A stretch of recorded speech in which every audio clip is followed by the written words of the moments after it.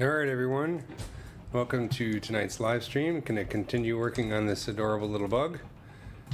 And hopefully we should have a nice internet connection tonight. Last couple times I had a little blackout, but it should work okay tonight. I believe I have fixed it. Let me open up my reference here.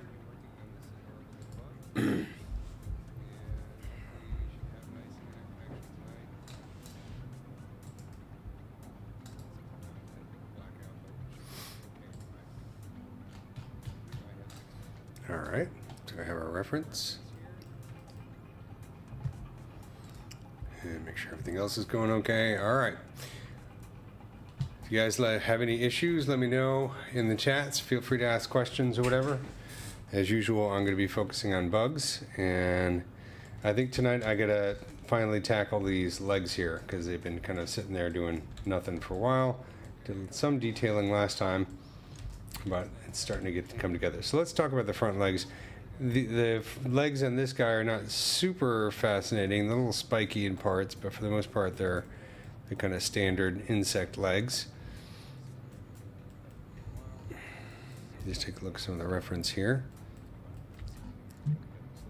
I do like the spikes, and the feet are kind of wild.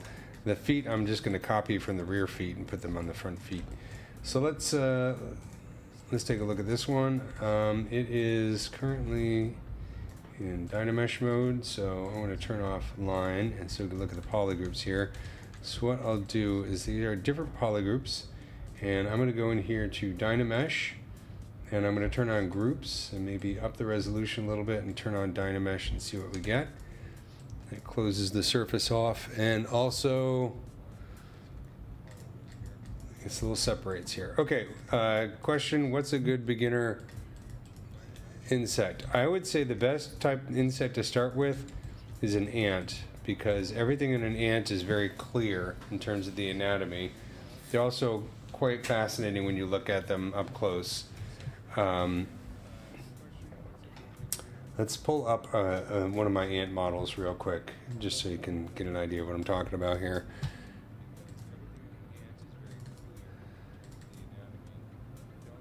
Go to taxonomy, and hexapod, insects there, and Hymenoptera. So let's see.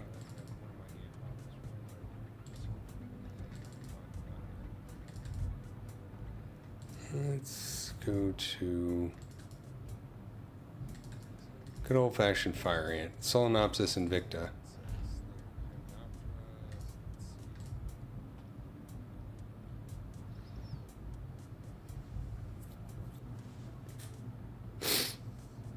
And let's move this out of the way.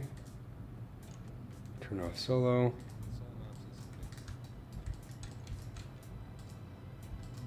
And go in here to subtools and turn off all the poly paint and turn on the legs. So, am I missing some legs here?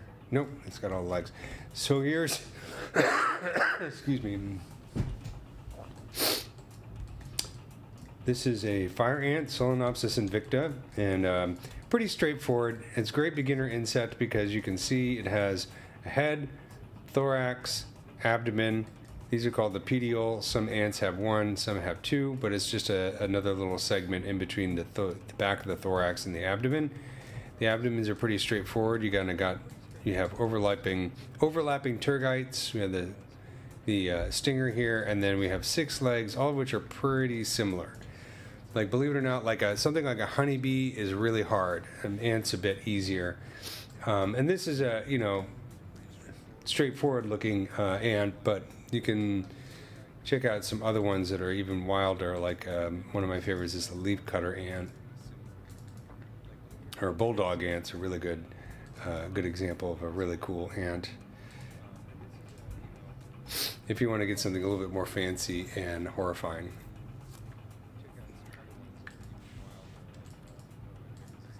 Let's see, turn this off.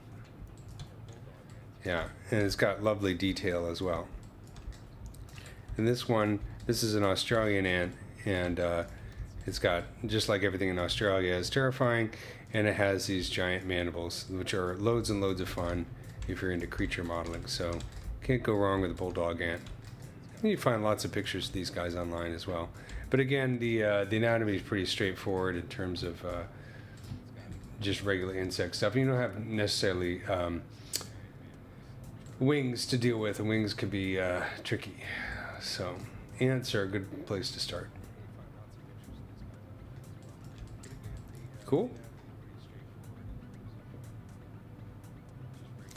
The abdomen for the ants, basically the way I usually do an abdomen is because it could take a little while to get your head around how the abdomen works. So I'll often sculpt it as a single object, and then basically, a single object. Let me see if I can find an earlier version of this one.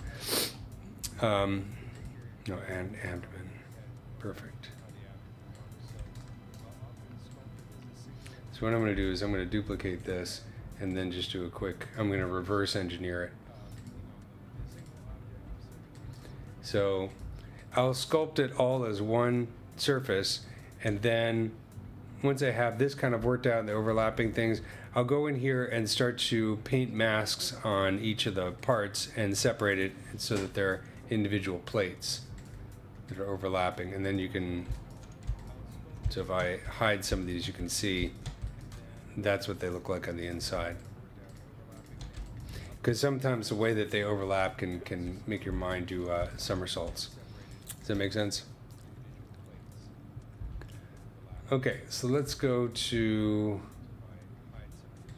the katydid. I talked about this last time, but this one, the abdomen's different because if you look at the reference, it's like the top are hard plates, but the bottom is sort of a softer part, and they kind of fade into the bottom part.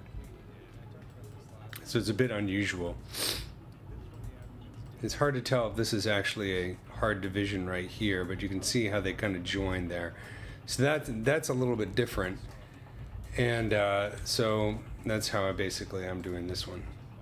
Probably should need to draw a line right there. But the legs on this one is kind of a typical way I do it. I do Z-spheres to block it out. Excuse me, I'm getting over a cold as usual. And then use Dynamesh with polygroups to separate it into different parts. Terminology on the legs, we basically have the coxa, the trochanter. Oops, actually this one. With the coxa up here, which I haven't sculpted in here, the trochanter, femur, and tibia, and then these are called the tarsi. And sometimes you have a metatarsus, and sometimes you just have smaller tarsi or tarsi. I can never pronounce it correctly. So if we look on this one, you can see this is the coxa right here, and the trochanter is like a smaller part right there. So we got to kind of sculpt this in here. And so the way I'll do this is I'm just going to quickly create a polygroup there and then re-Dynamesh, and then I'll create a separation. And then I'll turn on, let's hide everything but the legs and the thorax. Here we go. And then I'll use the move brush. Move starts with an M.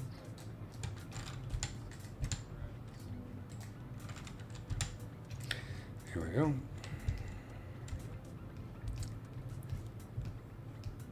Make sure we have symmetry on. So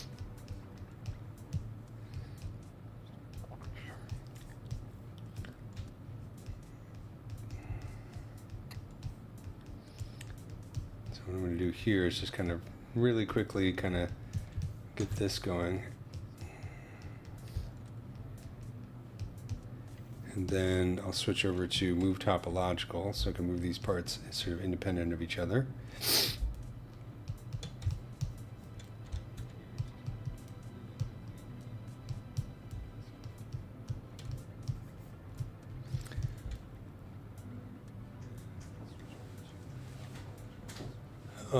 I'm looking for something that can convert 2D images to 3D minus a background environment, just a simple image to 3D.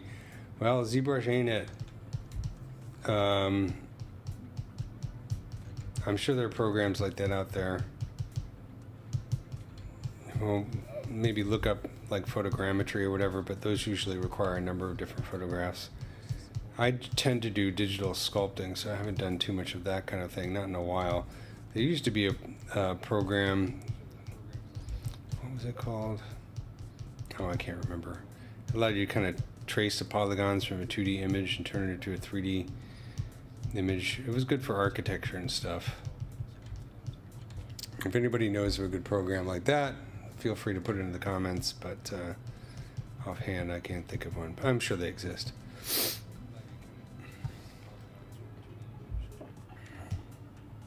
So let's see.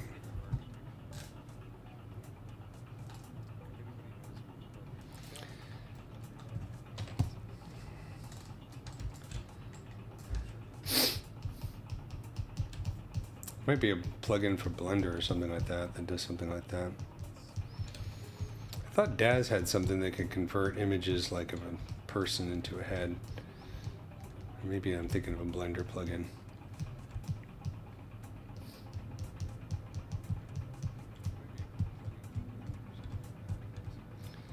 Okay, let's do something like this. I'm doing a cartoony stylized version of this guy, so I'm not going to get too hung up on the details. I want to get the anatomy right, but I'm not going to worry about getting things absolutely to match the picture perfectly. So I'm going to call that, it's going to be the coxa, and then right here, I'm going to go in here and turn on brush, auto masking, mask by polygroups. That way all the brushes will be separated by polygroups here, and I can smooth this without affecting the other one. And maybe get the inflate brush and inflate a little bit here. Oh, I promised Valentine I would say hello. Hey Valentine, how are you doing? I hope you haven't fallen asleep yet, but you should go to bed soon. It's gonna be bright and early and drive me crazy tomorrow. Making me nutsos.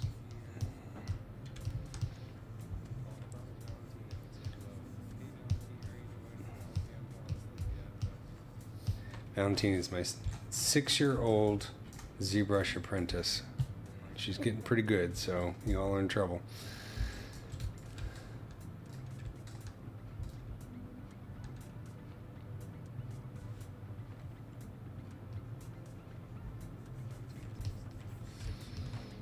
So what I'm going to do is I'm going to call that the femur. I wonder if I should make it a bit longer. It's cartoony style. I kind of like the proportions of this, even though they don't totally match the actual katydid.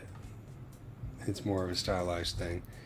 So we'll go up here and create this kind of knee joint. So you can see I'm just sculpting really, really simple shapes right now, and then I'll go back in and start to refine them after I do a little bit more.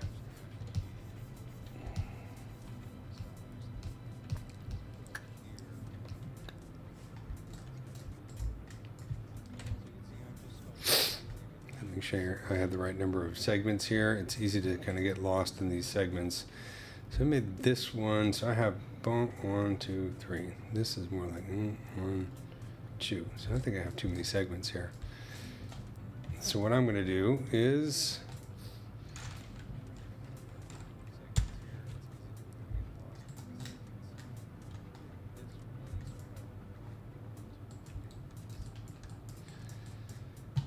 I'm going to shorten this one. So what we can do is get the old gizmo. I'm going to hold Control and click on this so it masks everything but that mesh. And scale this like this. I don't know when a project is done. I can't stand to look at it anymore. No, deadline's always the best way when because after you meet the deadline, then you send the invoice, then you get the money. So that's usually a good incentive. But if it's a personal project, I have loads and loads of projects that aren't finished, that I always hope to finish someday. I'm always trying to get a better B model done. But most of the time it's kind of like when I feel like when you feel like anything else you're doing to it is not improving the project anymore, then it's probably a good indication that it's done. If you're just kind of obsessing over it. So what I'm doing is I'm kind of, let's do this.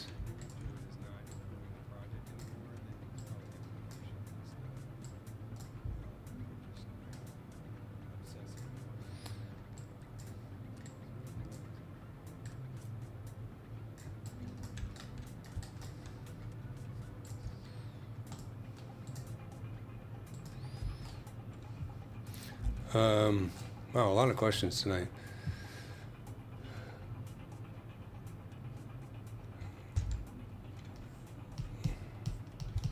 Well,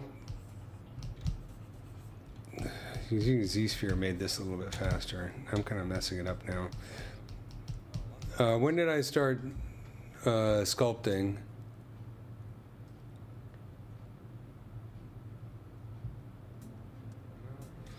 Is it okay to ZRemesh without dynameshing? Absolutely. I do it all the time. You know, ZRemesh does a pretty good job. There are some projects where I'm like, especially if it's something I need to UV. There's a project I'm working on right now where I was doing a dynamesh. It's a really complex sculpt. It's not a bug. It's something else that I can't mention because it's for a client. But I ZRemeshed and ZRemeshed it and got it down to a low polygon count, and then brought it into Maya to do some UVs, and it was starting to turn into a disaster. I had a lot of non-manifold geometry and that kind of stuff. So in that case, I'm like, you know what, I'm going to have to do a hand retopology, which I could do with the Z modeler brush here in Zbrush. Most of the time, ZRemesher does a pretty good job, but sometimes I'll, ZRemesh just to see. The other opposite of that is when I'm modeling something and I decide to do a hand retopology and I'm working on it, and it's kind of slow and laborious, and I get it to an end result or nearly finished, and I look at it and I'm like, I wonder if I could have done this just in ZRemesher. So I'll try ZRemeshing it just to see, and sometimes it comes out just as good in ZRemesh, and depending on the object, and in that case, I'm like, well, I should have just ZRemeshed. So it really depends on the surface and how it comes out, if ZRemesh is going to work or not. But you can ZRemesh something that's not dynameshed, definitely. All it does is create a new topology. What I usually do for ZRemeshing, I'll show you on a simple object here. Let's duplicate this real quick. Or clone it, rather. So I'm going to go up here and cloning it. Cloning it just makes it as a separate tool. Sometimes I'll just clone something just to work on. Okay, so if we take a look here at the topology, like here's a good example. This is not exactly the greatest topology in the world. Got a lot of weird stuff going on here. So what you can do is I'll like paint a mask on here, right? And Control W to create a polygroup. Maybe I'll create a mask right here. Control W to make a polygroup. Same thing right here. So I'm doing sort of the tops and the bottoms of these cylinders, and I'm going to use the polygroups as a way to control the topology, right? So that I get more of an even spacing. Well, I guess this is still Dynamesh. This is not ZRemeshed yet. So that's why the topology sucks. Anyways,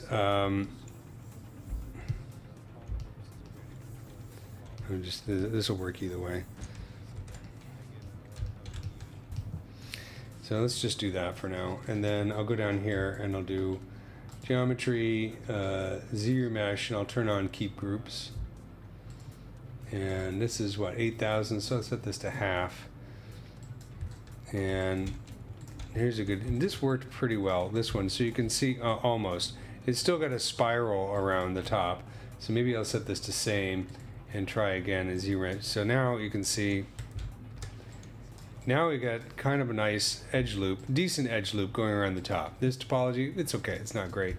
But at least now, if I go in here with, say, select lasso and control click on one of these edges, you can see I'm not getting a spiral here. So you can use polygroups as a way to kind of quickly guide ZRemesher to make a decent topology. I don't. Some people will use the ZRemesher curves, the curve guides, whatever they call it. Whoops, that's not a Z. Hold on a second. My keyboard has decided that it's French. Okay, let's try that.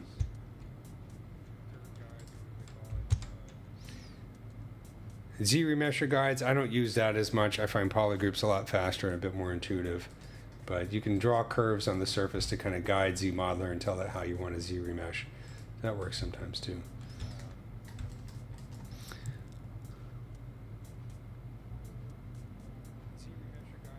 I started 3D sculpting. I've been doing ZBrush since 2004, so a long time.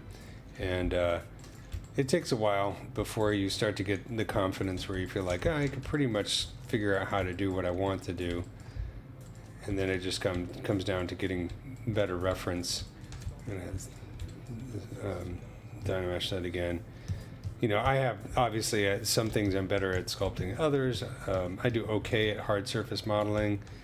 I think I do decent characters. I would say that, you know, I'm going to get back into character sculpting again.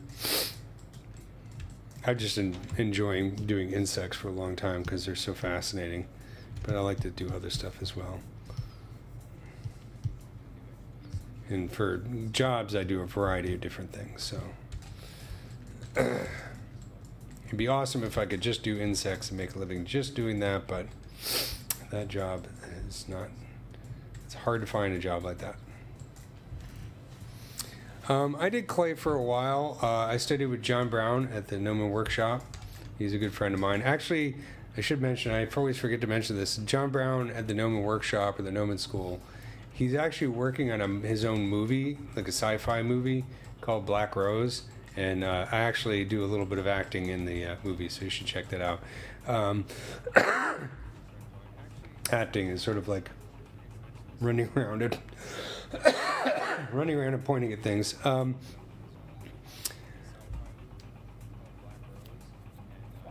But I did take John Brown's class. I did okay in it. I've taken it a few times. I need to get back into clay sculpting. I did digital sculpting before clay sculpting. The thing about digital sculpting is, as you can see, if I want to start a sculpt, all I have to do is start up ZBrush. I don't have to go to the art store and buy armature and clay and all that kind of stuff, because clay sculpting is fun, but it's actually kind of expensive and time consuming. The polygons seem to be overlapping. In that case, I'll have to manually retopologize to UV unwrap. Yeah, you could always try smoothing it out and doing a ZRemesh. You know, it depends on what you mean by overlapping. Are they overlapping in that they're on top of each other, literally in the same mesh, or is it just that they're sort of folded over? I mean, doing a UV unwrap, of course, the whole point is that it kind of stretches it out, flattens it for you, so sometimes it can solve that issue. It just depends on how complex it is. If you have non-manifold geometry, though, then it's not, or like weird connections in the inside, where in that case, you have to maybe delete some of those polygons and try Z-remeshing, or worst case scenario, do a manual retopology.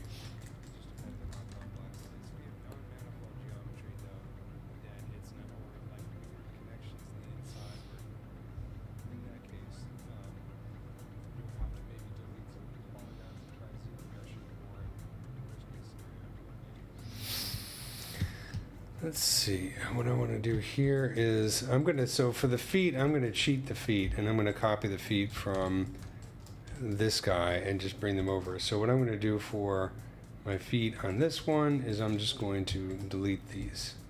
Control Shift and kill them, and then choose Geometry,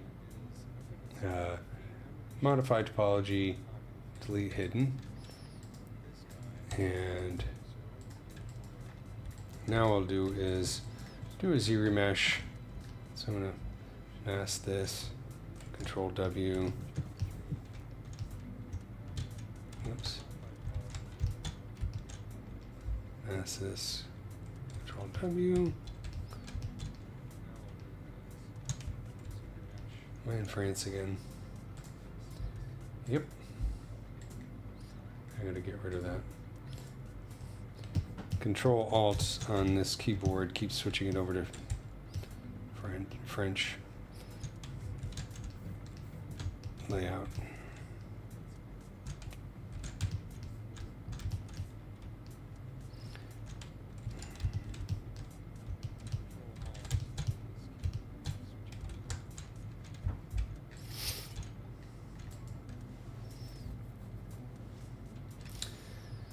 Let's go back a few steps. There we go.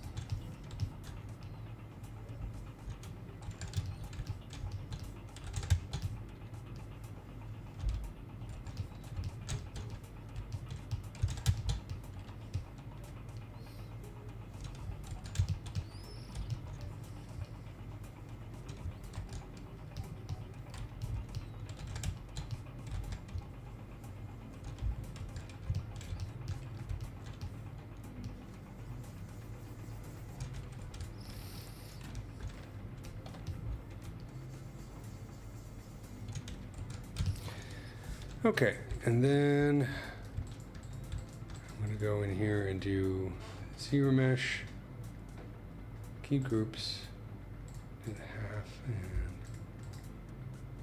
there we go. That's pretty good. Let me catch up here. I merged several subtools in ZRemesh without dynameshing, so the subtools are going through the other ones. It looks like they're literally overlapping. Well, if it's just overlapping in the geometry, but they're separate meshes, then what you could do is you could just do a, that's, you know, you can still, like I could unwrap this. I mean, I have overlapping polygons right here, right? I'm not sure if that's what you mean. Like I could do a UV unwrap right here. Let's do.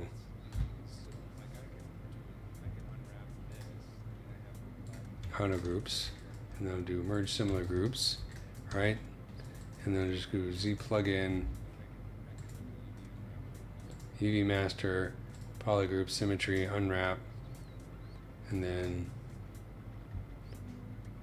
UV map, morph UV.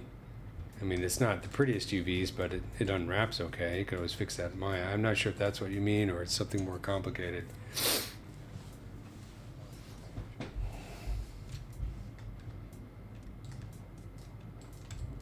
And when you unwrap, basically it's looking at each individual mesh, and it's going to unwrap each individual mesh and then lay out so they're not overlapping. So if you can get it to that point, you should be all right.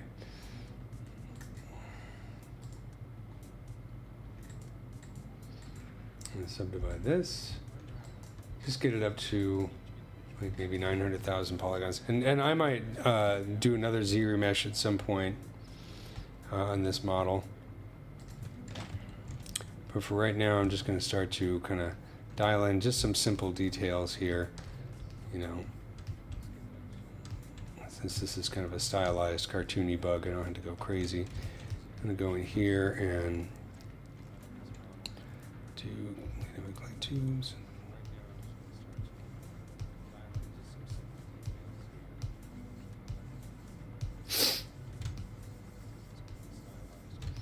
I mean, are you polygrouping your? Yeah, if you polygroup, you can just turn on the polygroups in the UV master, and that should do a pretty good job. The main thing is like if you have 2 points that are, or you know, the other thing is also check your mesh integrity. If you go into the the geometry palette down here at the bottom. Mesh integrity, to check mesh integrity and see if there's any errors there, and then you can fix the mesh. Might screw up your subdivisions if you have them though.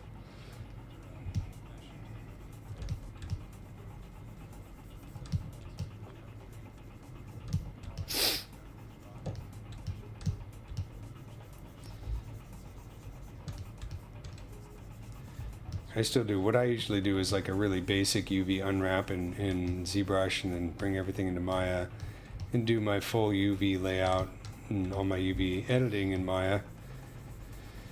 And then import all the objects back into ZBrush, which is the most tiresome part of the whole process.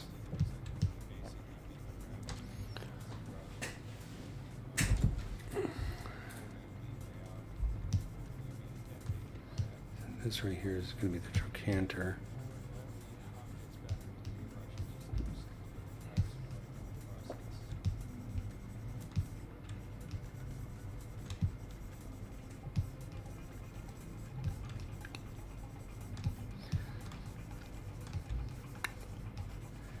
Do that for now. Let's take a look at this. I mean, even though the legs are simple, I've already done the back legs, and they're a lot of fun. Even though the legs are fairly simple on this, they're cool shapes to be seen here, because they're not perfectly round tubes. They kind of got angles to them and flatter sides and that kind of stuff. So let's take a look at some more legs.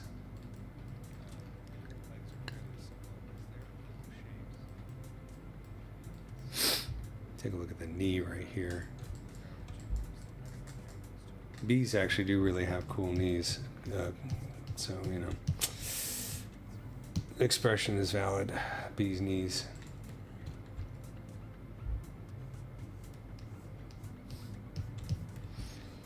I'm going to keep this simple.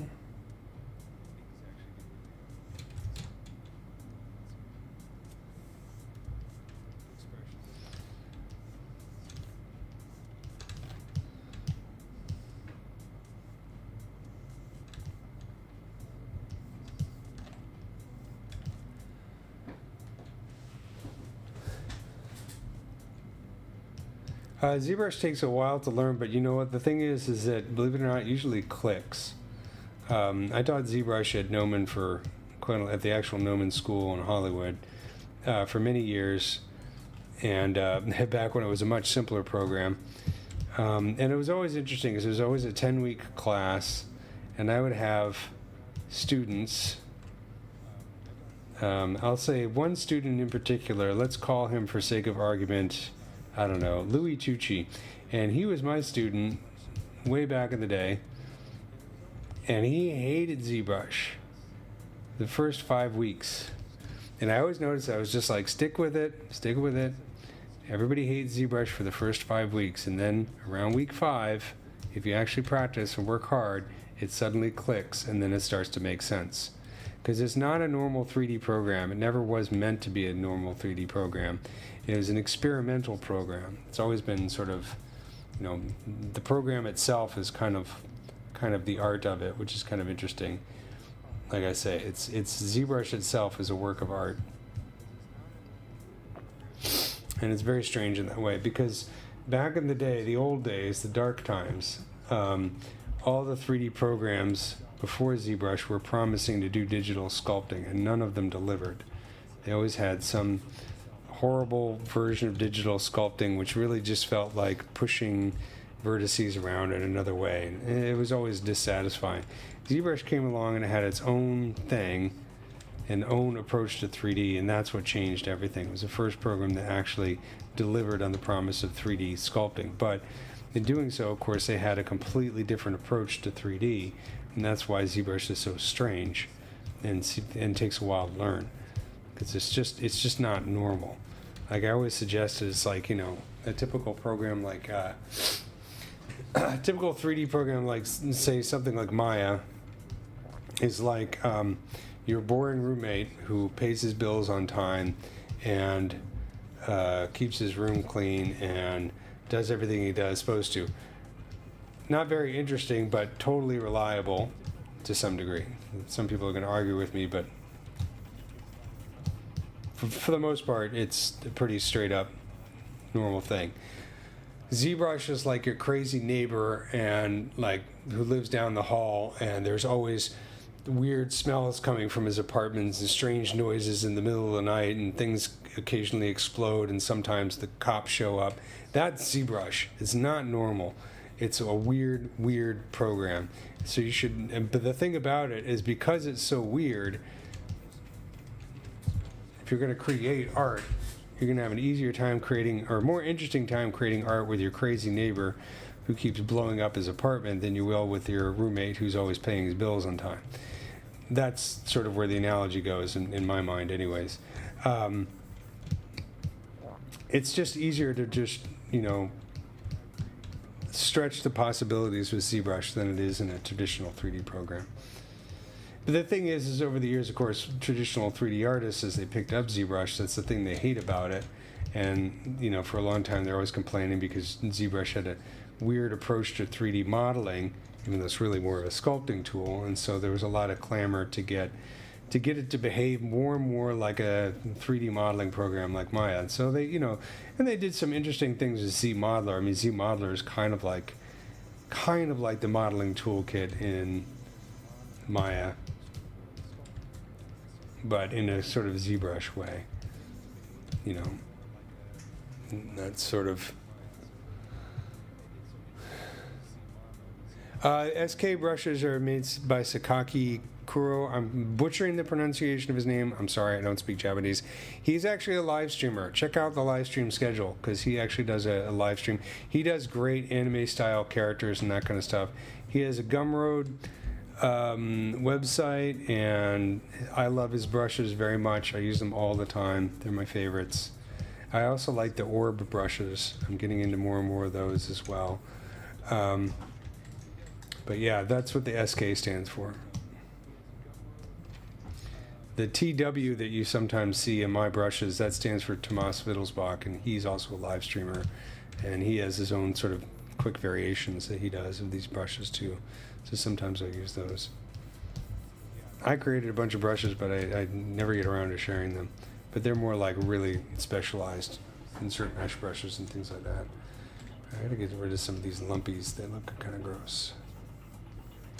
Another thing I'll do is sometimes when I'm sculpting and I'm trying to get some interesting shapes in here, basic shapes, but not necessarily details, and they start to get lumpy and yucky, what I'll do is I'll move down to a lower subdivision level and then delete higher levels and then just subdivide again. And you can see it kind of evens things out, smooths things out quickly. And I could just go back and redraw some of those details, because I haven't really committed to these details quite yet. I'm still kind of goofing around.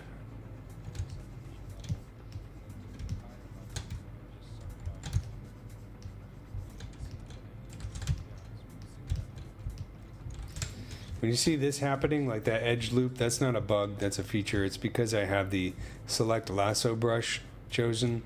Select Lasso has a feature where if you Control-Shift-Click on a edge, it will hide that edge loop, which can be cool, but at your highest subdivision level, sometimes you get this kind of, you accidentally click on an edge and you get that.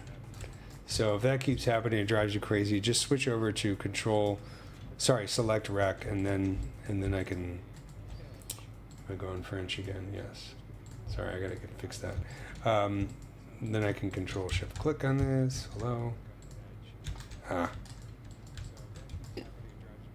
Everything's the same polygroup. Let's do this. Polygroups, monogroups, merge similar groups. Thank you.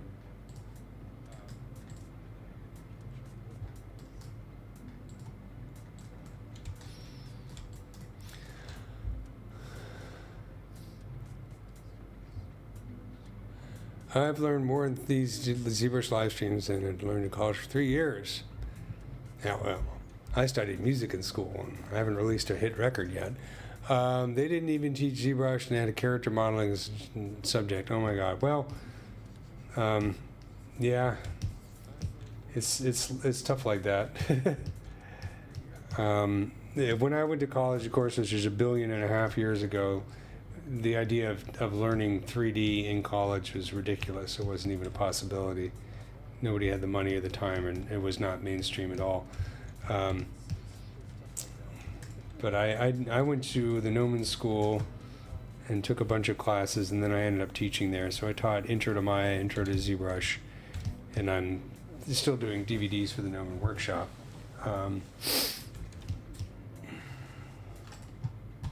How do you feel about modeling in Cinema 4D? Cinema 4D is a great program. So I work with a lot of folks who are Cinema 4D artists, especially when I do like title sequences. Cinema 4D is a great motion graphics application. It's a lot more like Houdini than it is like Maya. So for me, modeling in it feels really weird. It like feels like wearing somebody else's underwear. I can't get used to it. It just doesn't feel right. How's that for a graphic description for you? So yeah, but I know some people who do pretty good stuff, but at the same time, a lot of times these same people, when they have to sculpt something, they'll call me up and I'll sculpt it in ZBrush or Maya and hand it off to them.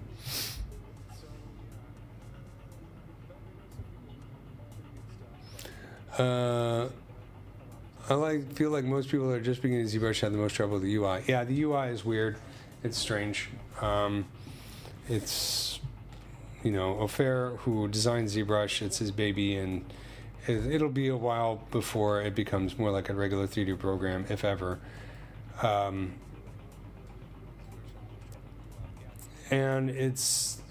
I always try and think of the 3D interface as being like a sculpting studio, like this isn't a 3D world like a Maya scene. A Maya scene is like a sound stage, right? You're on a sound stage and you're moving cameras and stuff around. This is more like a sculpting stool, and you're putting object on your stool and sculpting them. That's the way I sort of think of ZBrush. The hard thing about ZBrush is that it takes a while to know where all the buttons are that you need the most. And that's probably the most frustrating thing. And also the buttons have weird names, so sometimes it's hard to figure out, like ZRemesh and Dynamesh and Nanomesh, and sometimes it feels like, I don't know, they call up the local insane asylum and say, we need a name for this button, and somebody screams out, Dynamesh, and they say, oh, that's great. Which brushes do you suggest for hard surface modeling? The first one I would suggest is, of course, ZModeler. That's what it's for. That's more like a box modeling tool. And then as you're refining things, I use H-Polish quite a bit. The orb brushes are great, orb cracks and that kind of thing. But H-Polish is my go-to for making things more refined. And then, of course, you also have the anchors, which are a great way to anchor stuff. And then there is the newer bevel brushes, bevel flat, and bevel arc. And those are definitely the ones to check out. If you really want to get into hard surface modeling with ZBrush, watch Paul Gabery's live streams, because he does some amazing robots and a lot of cool advice on that.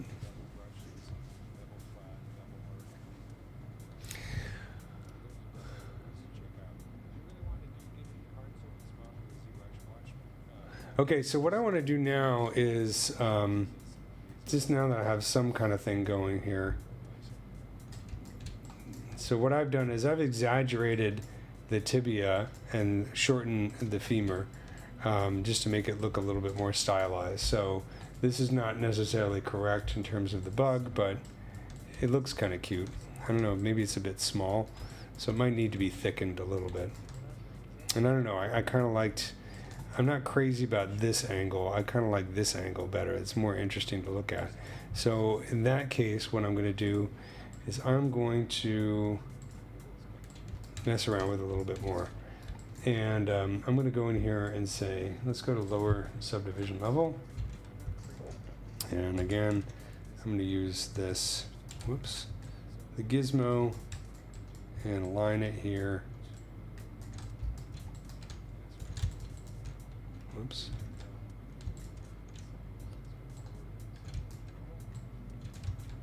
Let's turn on symmetry. On local symmetry. So I'm kind of extending the trochanter there just because I think it'll look more interesting. And I made it a bit thicker. And I'm going to do the same thing here. So I'm kind of going back on my original idea. But that's okay, I can do that. We'll call this like a Pixar style insect. In other words, anatomically completely incorrect, but cute.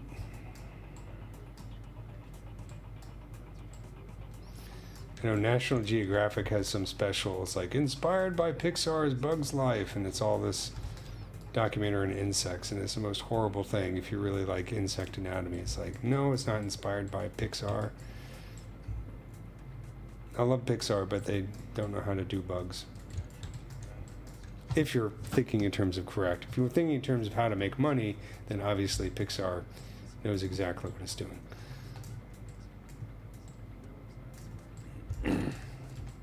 Slamming Pixar. Why not? I'm more of an illumination guy anyways.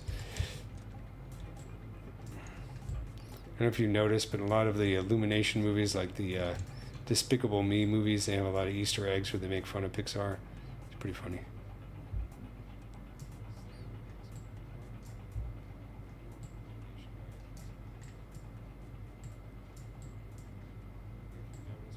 So I'm just kind of making this a little bit thicker. Could also just do like a global inflate here in the deformers. Just a little bit.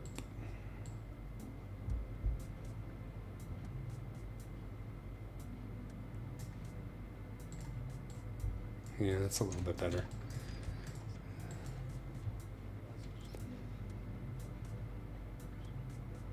I have a feeling in the future it'll probably be the end of, I don't know about that. You know, in the future, we're not even going to have voicemail. It'll just be right in your head. You'll just think something and you'll deliver a message. We'll get those Neuralink chips in there because that's what I want. Somebody to implant a computer chip into my brain. Okay, let's see. I'm actually really terrible with a lot of technology. It's just the stuff I'm familiar with that I'm okay. I have a decent time with. That's truly like the grandpa thing. All right, I'm going to delete lower and delete higher because what I want to do is I want to make some fun spikes like we see right here. And I'm going to do that with good old Sculptors Pro. And look at these guys. This guy is insane. There's just something wrong with him. But I want to do spikes on either side. Let's see. Let's see if we can take a look. It looks like they have 2 rows of spikes coming down here, kind of flaring out in the back. So I'm going to, whenever you're using Sculptors Pro, you got to remember to turn off any auto masking.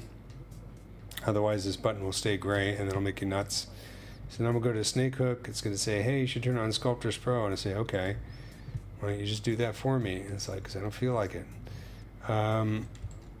Okay, now what I'll do is I'll pull this out. Pull this out. Pull this out. I can do this with my stylus. There we go. That's better. Go back a little bit.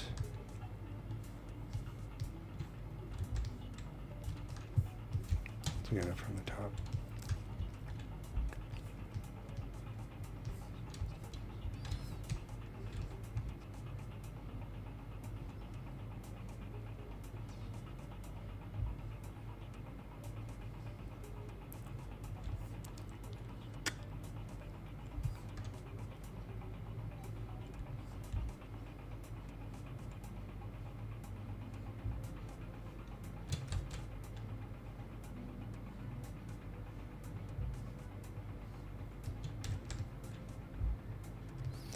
Something like that.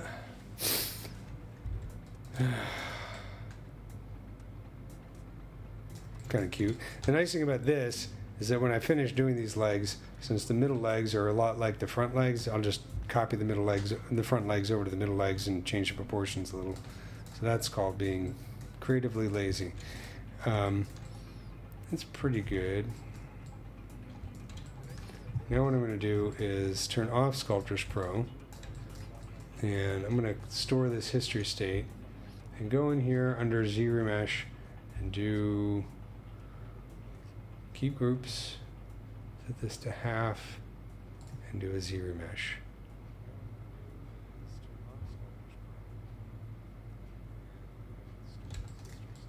Pretty good. Not perfect, but good enough for jazz. Do one more time. Whoops. So I'm getting an error. It says remeshing error encountered, remeshing aborted. That happens, you just go down here to the geometry palette, mesh integrity. I can check the mesh, and it's going to say, you got mesh 8 faces of blah, blah, blah, blah, blah, blah, blah. I don't care. Just fix it. Fix it. It's fixed. Okay. Now go here and do ZRemesh again. And that time it worked. Again, we get an error. It's okay. Let's just do fix mesh. ZRemesh. There we go. That's looking pretty good. Not bad. So what I'm going to do is I kind of want to bend these back a little bit. Right now they're coming out straight on either side. So a quick way we can do that, let's save this guy, which I haven't saved it in a while. So let's do save next. Have a little drink. Oh, you're excited about the Neuralink? You could be my guest as the first person to sign up to have a bunch of techies dig into your brain. I started out at the Howard Hughes Medical Institute as doing scientific animations, and I worked with a lot of neuroscientists. There's a lot we don't know about the brain, so I'm not going to let anybody poke around in there. Knock yourself out. Also, what happens if you're not up on paying your monthly subscription to software upgrades? Are they just going to turn off your brain? I don't know about that. Doesn't sound like a good plan. I'm going to use the Anchor Classic, and I'm going to use rotate. And what I'm going to do is I'm going to go doink, doink, and move. Whoops, no, not going to do that. Okay, that doesn't work really well. I was hoping to be more localized. I guess what I can do is, let's see. All right, let's do this instead.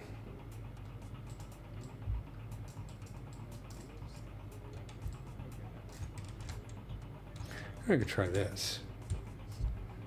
Get the gizmo. Yeah.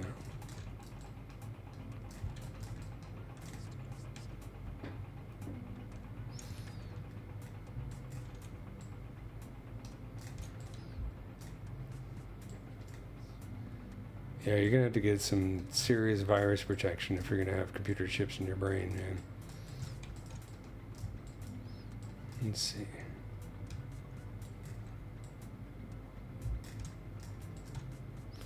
This might be more trouble than it's worth.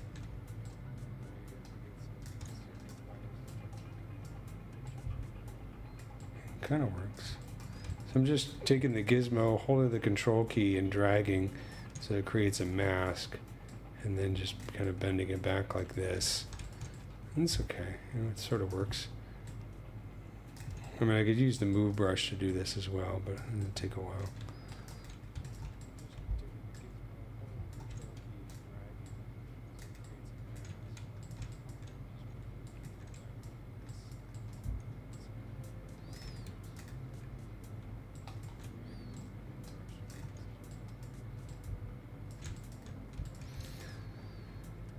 Let's make sure I'm bending it in the right direction.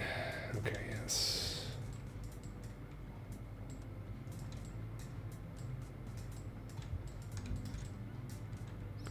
Another thing I've noticed about ZBrush is when you start doing something repetitive, the first few times it takes a while to get the hang of it, but once you get a flow going, it gets faster.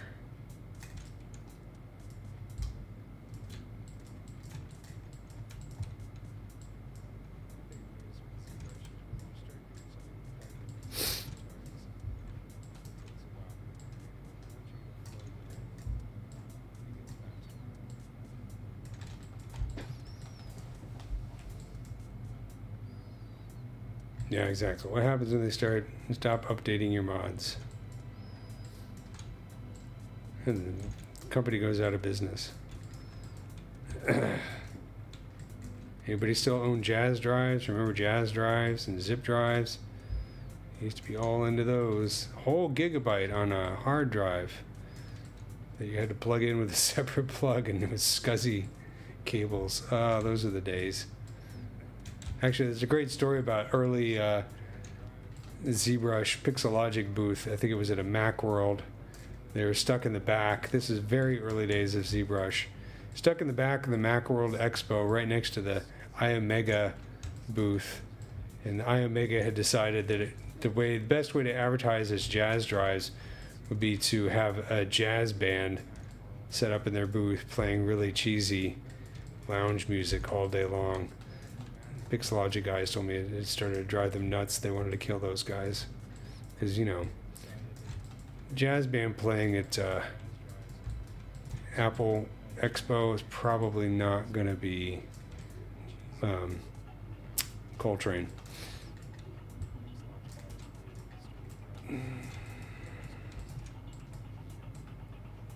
So the first time I saw ZBrush was at a Macworld Expo. I think it was 2000 or 2001, summer of 2001. Obviously that's significant. In New York, and back then ZBrush was still 2.5D, so it didn't really have that much 3D tools. And I just thought it was this weird little program. I got a demo, played with it on my laptop for like half an hour. I said that's cute, and didn't touch it again for several years. And then once it started becoming used in movies like Lord of the Rings, I was like, holy crap, that program has changed.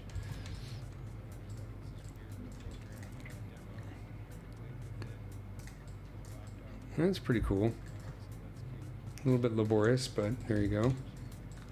You can see how much the spikes start to change the personality.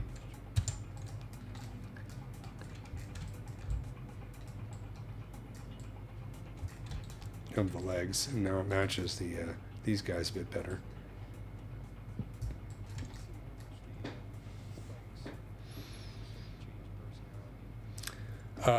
New York. I lived in LA for about 20 years, so if you want to talk tacos, don't talk about New York to me about tacos.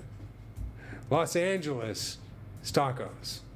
Everybody can say Los Angeles pizza sucks. You can make an argument for that case. Obviously, New York pizza is amazing. When it comes to taco, it's Los Angeles, baby.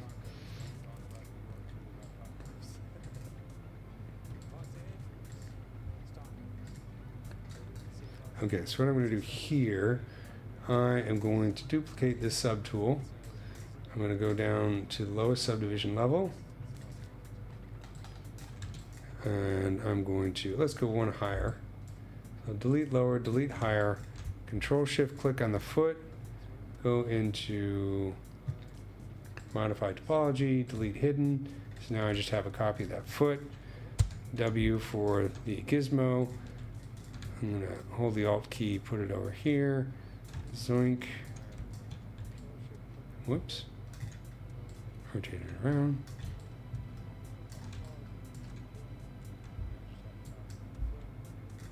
Scale that down. And we got foots.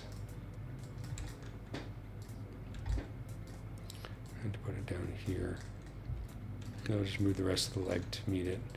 Oh yeah, with the grid here, of course, I have snapping on, so it kind of drives me crazy. So let's go to the grid, turn snap off, change the elevation of the grid so it matches the back feet. I'm going to go in here to the draw palette, click on elevation.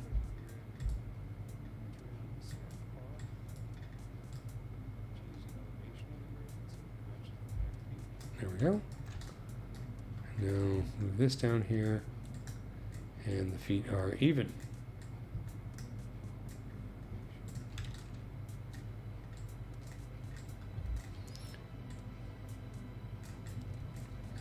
Let's make it cartoony. I'll have it sticking out like that. Then go back over here and Control Shift click. No, Control click. Oops. Move this down.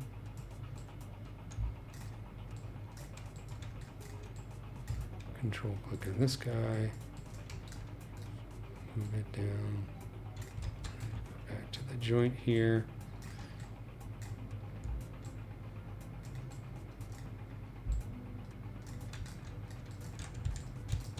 He's so cute.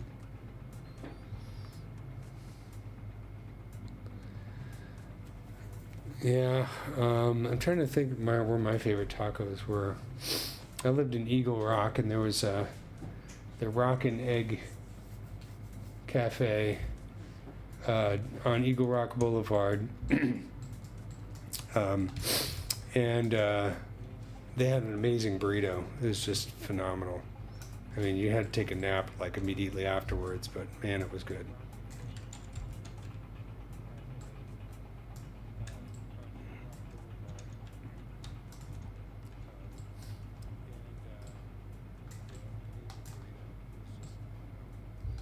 Just want to kind of rotate this up a little bit.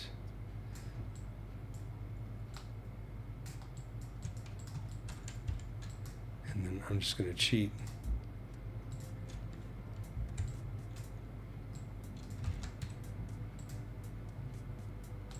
Move topological and bring this down.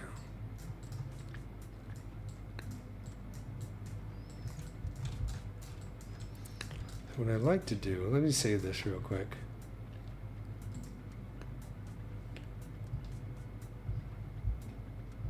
Oh, always helpful. We first started learning how many hours a day did you dedicate to learning the program? Well, that's a very interesting question. So I when I was in, I'm gonna go way back here and sound like Obi-Wan Kenobi. So I'll give you some suggestions on how to deal with that. So I guess this is an older question. So the question was, when I first started out, how many hours a day did I spend learning the program? So when I went to college, I'm a classically trained guitar player, so I studied music. I never made a dime off of it, but it was a fun major, and I learned a lot about practicing and learning through studying music. And one of the things that I learned is the most important thing is, I've said this before, you can't cram learning. Like a language, musical instrument, so Zbrush, whatever it is, what you have to do is you have to do a certain amount every day consistently, because what you're doing is you're reinforcing the connection between your neurons, right? Building it up like muscles. It's kind of like working out, right? If you wanted to get really strong, if you worked out, lifted weights for 12 hours a day, once a month, you're not going to get anywhere, right? You need that repetition. If you worked your muscles 20 minutes a day, every single day, you get much farther, even though it doesn't feel like you're doing as much, because it's that consistency. So it's the same thing with ZBrush. What you want to do is, at the very least, if you're a very busy person, block out 20 minutes a day where you can work in ZBrush, but do it every single day, so that every day you're reinforcing those connections. Remember where the buttons are, remembering how the brushes work, etc. If you can do more, do more. Classical musician will typically practice 5-6 hours a day. Since I'm a professional, this is what I do for my job. I'm often ZBrushing 6, 8, 10, whatever hours a day, or doing Maya, whatever. So I do it a lot. There are several things you can do that also would help. Like what I usually suggest is a warm-up is a really good idea, a warm-up routine. So one warm-up routine, which is really good when you're first beginning, get your phone out or whatever, a timer, set it for 15 minutes, and spend 15 minutes just making a mess. Just doing everything, just hitting brushes, hitting buttons, not worrying about making anything good, just figuring out how these things work. Do that for 15 minutes a day. Throw out your work at the end of that 15 minutes. Don't ever look at it again. It's gone. It's just sketches. Then once you get tired of doing that, maybe the next month, spend 15, 20 minutes a day. Set your timer, say 20 minutes, 30 minutes.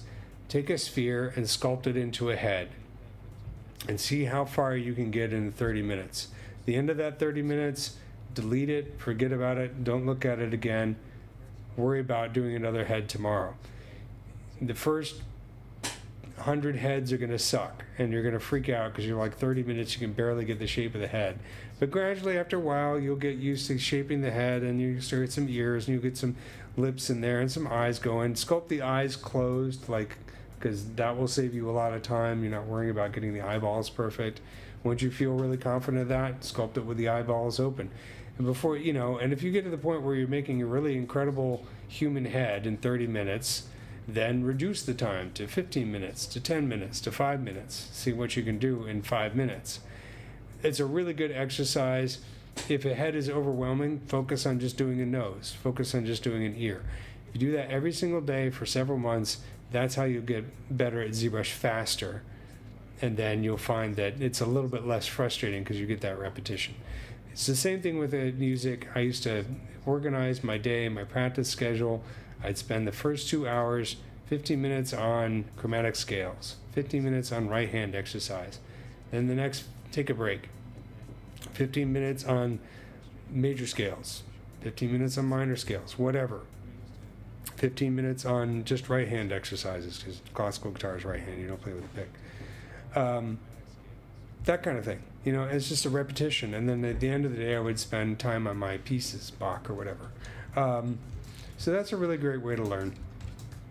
It's the same thing with ZBrush. One of the reasons I focused on insects is that there weren't that many people doing insects, and so that freed me up from the hell of constantly comparing myself.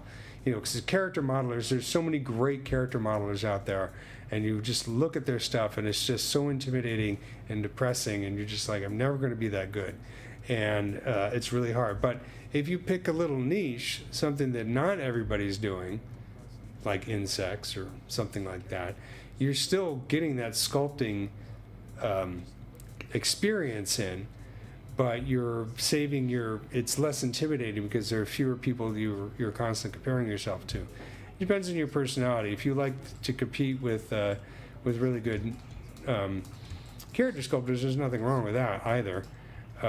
It's just another approach, Okay, so what I'm going to do is I have no subdivision levels on my feet, no subdivision levels on my front legs, so I'm going to merge these guys together. So I'm going to make sure that my feet, these feet right here, I'm going to put them down below the legs. These are the legs right here. Select the legs, and then let's save this real quick. Always save before you merge subtools, just because you can't really undo it very easily. And then I'll just do merge down. Yeah, I actually did a lecture on this at the Gnomon School a few years ago. I think there's a video of it somewhere online on YouTube, where I talk about the art of making a mess and sort of the zen of it, Do I ever go to overseas like Japan or Korea? Flights to Asia must be reasonably priced from California compared to out there here in New York. That's true, except I'm not in California or New York right now. I'm in France. So it's even cheaper. So that's pretty overseas. Okay. But yeah, I'm hoping to go to Asia sometime soon.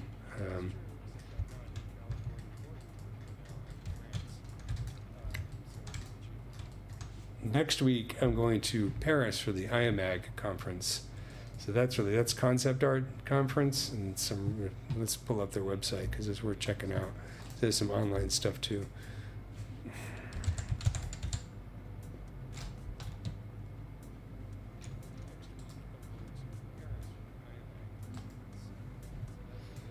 Whoops.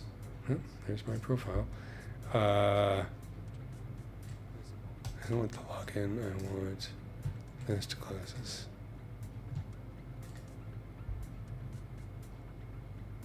Yeah, check this out. So this is next week in Paris, but there's an online version too.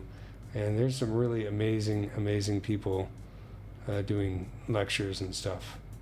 Ash Thorpe, Dylan Cole, even Ashley Adams, I think, is doing a session. Really amazing stuff going on next week in Paris. And so if you can't go to Paris, check out the online stuff. But I'm very excited to be going. They used to do things like this over at the Gnomon School in LA, but I haven't done it in a while. And that's Friday. And there's Saturday. You got, look at these guys, man. This is like the who's who of concept art.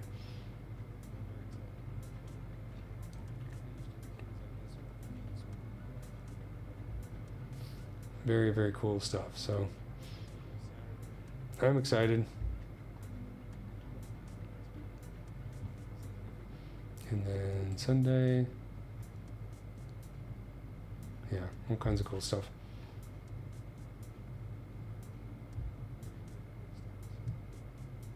Amy Ash. Who did I say? Ashley Adams? I haven't seen Amy Ash.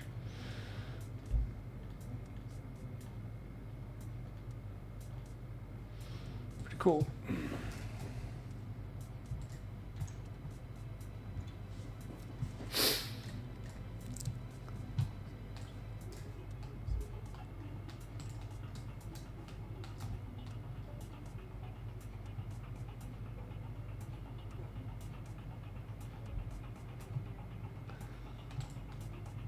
Okay, sorry, I lost my... Here we go. Yeah, concept art is hard because it takes an extremely high level of skill.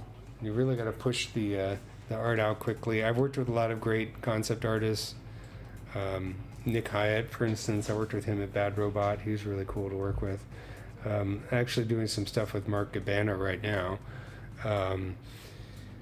It's a difficult field because your art skills have to be really top-notch. You have to be able to push out concepts, a lot of concepts, very, very quickly. It's very demanding. A lot of it is just understanding what the art director actually wants and giving it to him. And of course, that's one of the fields that's most under threat from artificial intelligence. They're all under threat, but that one in particular is going to suffer a lot from AI, unfortunately. And the main reason is if you're an art director on a, I always remind people the entertainment industry is an industry. It's not an artist collective. It's about making money, and generally making money for people who like to make money. In other words, MBAs, not MFAs. And because of that, the bottom line is always important. And if an art director decides that, hey, they can save a few bucks by using a prompt instead of a concept artist, they will probably do that. They might not do it for all the concept art or even the final concept art, but at the very least, it's going to cut into the amount of time that the billable hours for a concept artist. Maybe the industry will adjust. Who knows? It's hard to say. Photography had a massive impact on traditional art, as you can imagine, but traditional art still exists. And then, of course, smartphones took a massive dig out of the photography industry, but photographers still exist, so it's hard to say what the future's going to hold. I think we're supposed to achieve singularity next year anyway, so it might not matter, right? For those of you putting computer chips in your brain.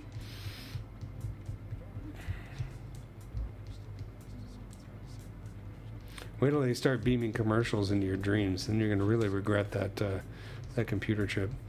Or maybe you'll appreciate it. I don't know. You'll definitely be buying more stuff. More computer chips. More Band-Aids. Okay, so let's subdivide this and play with it a little bit. So you can see, all that detailing that I did earlier, I don't really care about losing it. It was just a step in the process. I'm coming back, and now I've got the legs a little bit better. I can always dial it back in, maybe change my mind about how some of it looks. I'm going to kind of refine these joints a little bit. And you can see I'm also doing this kind of quickly because I'm just dialing in where I want these marks, and then I'll come back in and let's turn on the solo button and shape it a little bit more.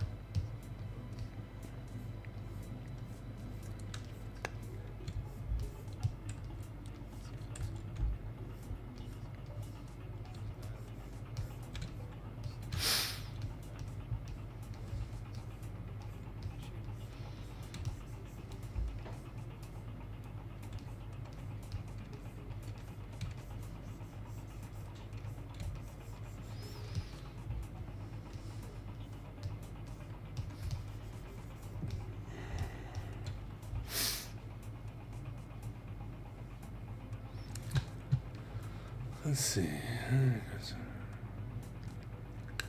Which age group do you recommend learning ZBrush? Well, as young as you can handle it, obviously, it would always be the best. But you know, I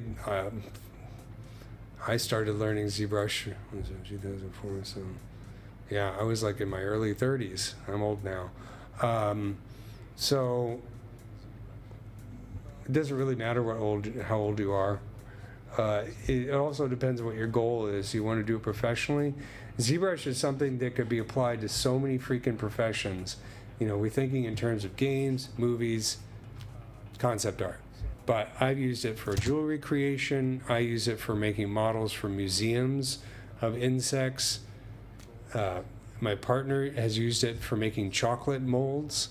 You can use ZBrush for just about anything because it could be applied to 3D printing, real-time rendering, all kinds of different stuff. So in that respect, you know, I think, and when I taught when I taught at Noman live in the classroom, I had students from all walks of life, all different ages. I had people in there who'd been sculpting traditionally for years and were 10 times the artists I am. And I had older guys. I had one guy who was an assistant for Steven Spielberg for many years. He came in to learn it just for fun. He's much older than me. A really interesting dude too. I taught high school kids one year during a summer. You know, and you know, I found that the age doesn't really matter because, like, a good example would be the high school kids, right? You would think, oh my God, these high school kids are learning ZBrush at Noman. They're so incredibly lucky. Well, yeah, but they're high school kids, so they spend most of the class screwing around and doing stupid stuff and watching YouTube videos. So they don't have any discipline. Whereas my older students, like the guy I mentioned who worked for Spielberg, that guy busted his ass. And sorry, can I say ass on YouTube? Anyways, busted his hiney. I also had people like, I had one of the animators on The Simpsons was a student of mine. Really great guy, by the way. He's on Instagram under the name I Draw Homer. He's awesome. So, you know, lots of different ages, and it all evens out, you know what I mean? So I wouldn't say that the people who started when they were really young necessarily did a whole lot better than the people who were older. It always comes down to the amount of time you spend and what your goal is. And I've also taught artists at the Smithsonian who are older than me, and they've done brilliant stuff with ZBrush. Some of them have been traditional sculptors for years. Some of them are just starting out. You know, I tend to do better in ZBrush than I do in traditional art. I still do traditional art, but I much prefer, I don't show it. Excuse me. It's a horrible sound, I know.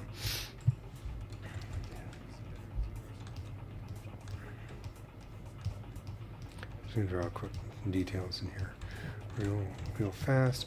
And I might do a line right here just to get this to a slightly more interesting shape. And then I'm going to go in here with clay tubes.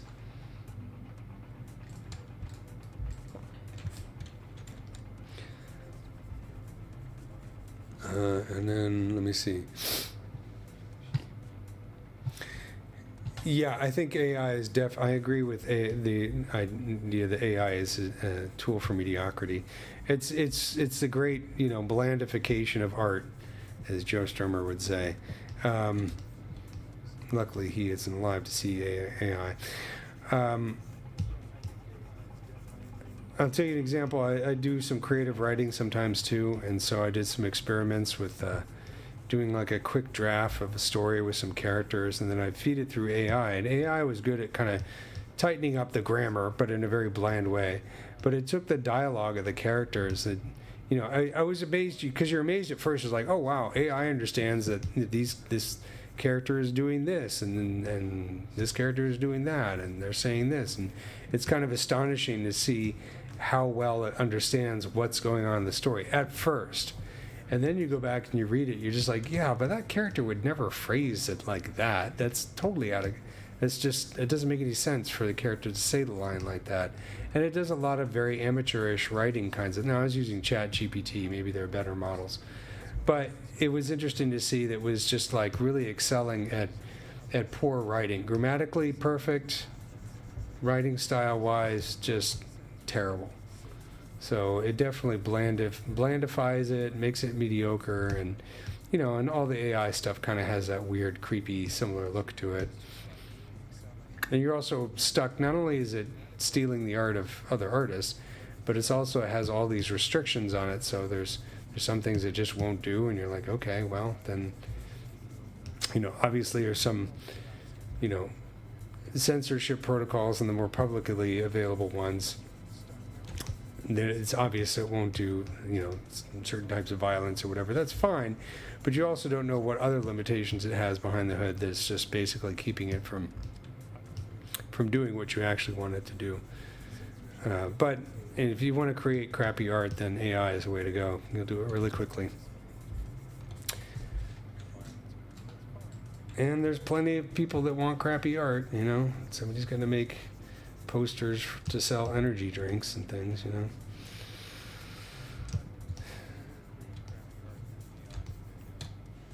Could be going to people, but whatever. Do I have a favorite artist? Yeah, I have many favorite artists. Chris Isaac's cool. I tend to go for Tom Waits and stuff like that. I like weird 70s psychedelic rock. I love The Clash, early punk rock. I won't shut up about The Clash, so don't get me started. Have I 3D printed my sculptors? Yes, I have. There we go. And see, now you're speaking my language, Joe Strummer. There we go. Yeah, he's in Mescaleros. At that point, I saw the Mescaleros twice. I was very lucky to be able to see them live twice. So let's talk about 3D printing my art. I'll show you some of the stuff that I've done. If I can get my stupid browser to open here.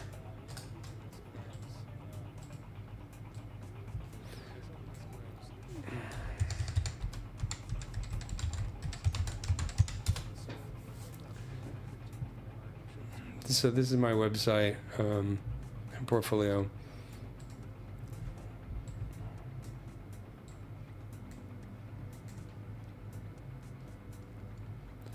Oh yeah, I love The Clash. I've been listening to them my whole life. So I've done a lot of jewelry. So these are all done in ZBrush, 3D printed and then cast. This is sterling silver. So this is a wasp. This is they call it the murder hornet. It's a Japanese wasp. It's an interesting challenge because it has to be sculpted as a single mesh, single watertight mesh, wings and everything. But you can see these are the 3D prints that I created. So I had a Form Labs before I left LA. It was a nice printer, decent printer. 3D printers are getting cheaper and cheaper.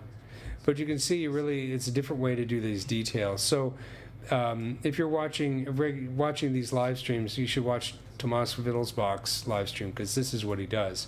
I learned how to do jewelry from him. This is a jumping spider pendant. So this was a lot of fun because the abdomen here is a Tahitian pearl. So the Tahitian pearl, I got a scan of this and I sculpted the rest of the jumping spider around that. This is kind of an interesting design. It was entered in a jewelry design contest, but it didn't win because I guess people don't like spiders for some reason. I love spiders.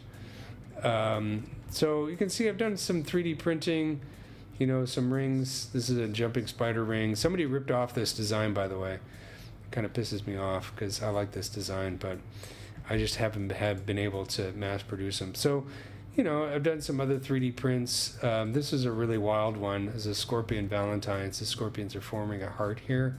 See, these are renders that I did. But I did actually, with the help of a friend of mine, do a 3D print of this. I think I can see down at the bottom. So there's a 3D print. It's extremely delicate, but that's the actual 3D print. So, you can definitely, lots of cool stuff you can do with prints.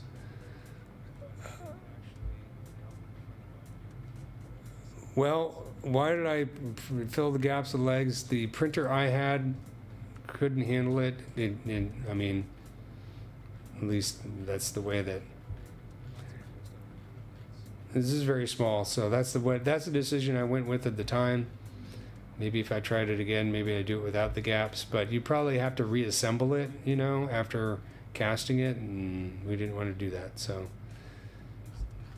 but this is cast in silver, not in gold. They cast it in basically, it's a castable resin, so the resin is kind of like the wax, and then they make a mold out of that, and then fill it in with the precious metal. So.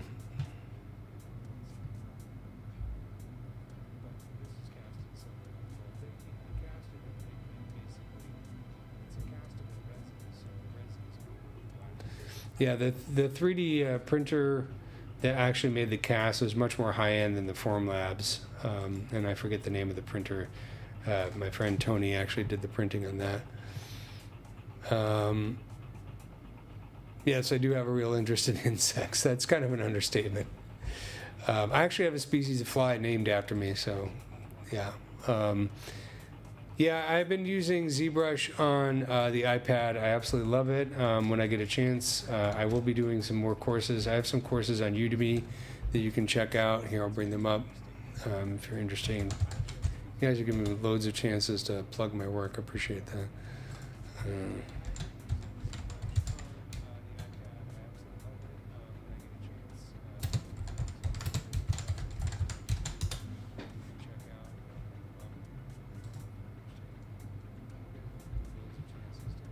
So I have, let's see if I can pull these up. I have a course on ZBrush materials. So if you're interested in how materials work, and it includes redshift materials, so this talks about madcap, standard materials, redshift materials, ZBrush 2024, so it's not that old. Let me see. I have another course on Udemy that is this is an overview of all the different geometry types in ZBrush. So if you've ever wondered, like, what's the difference between subdivision surfaces and ZModeler and Dynamesh and ZRemesh and Nanomesh and Decimation and Sculptors Pro, Morph Targets, etc., this one goes through each and every individual type of geometry in ZBrush and kind of explains it. And then I have chapters that have like little pro tips on how to use them better. So this is a cool one. Let me see if I can find an actual list of all my courses.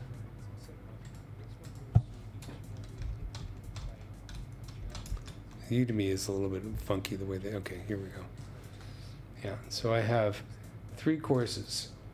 Demystifying ZBrush materials, ZBrush geometry, and then I have this one called ZBrush for jewelry designers. It's actually an intro course, and it's targeted towards jewelry, but it's an intro to course of ZBrush for 3D printing. And it goes through all of ZBrush, interface, all the way to the tools and all that kind of stuff. So you can check those guys out.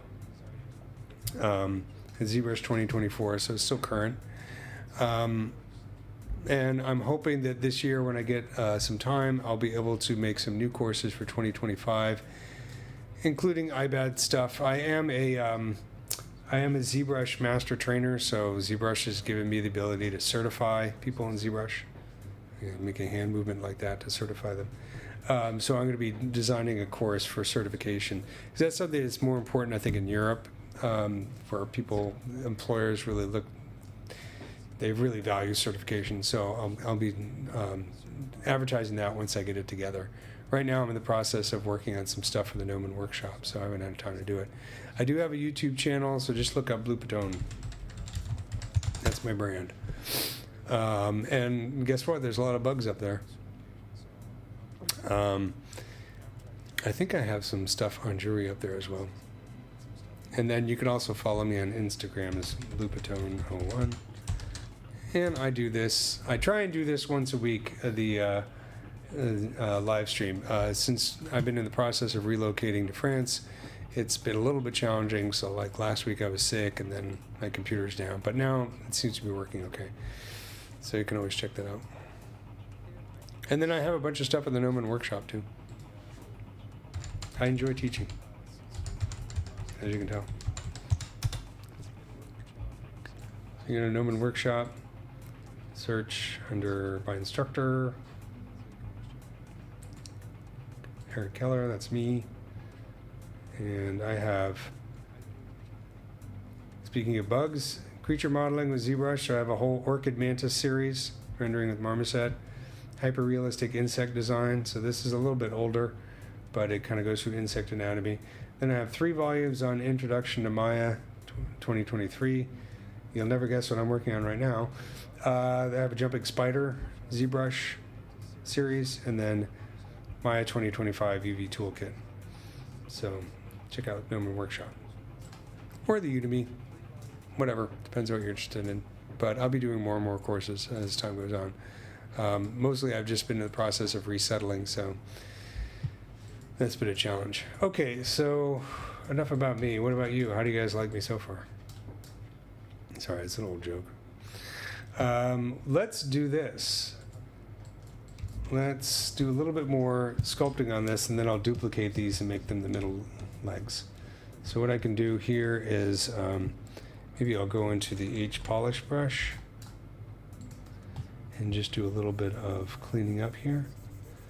I like the H polish brush because as you go on either side of the edge, you can get a nice sharp edge.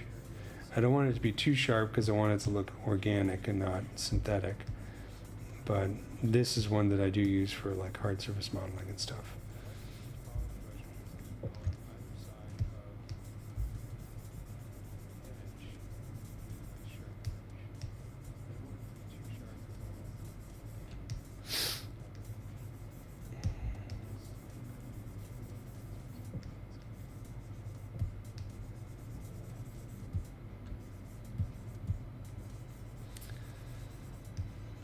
And then go up here, like this part right here.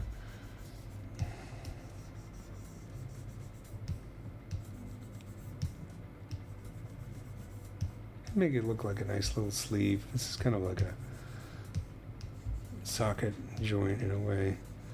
Most of these insect joints operate kind of like your elbow. So they only have a couple degrees. They bend this way. They don't always bend like that. The muscles on the inside of the bones for insects.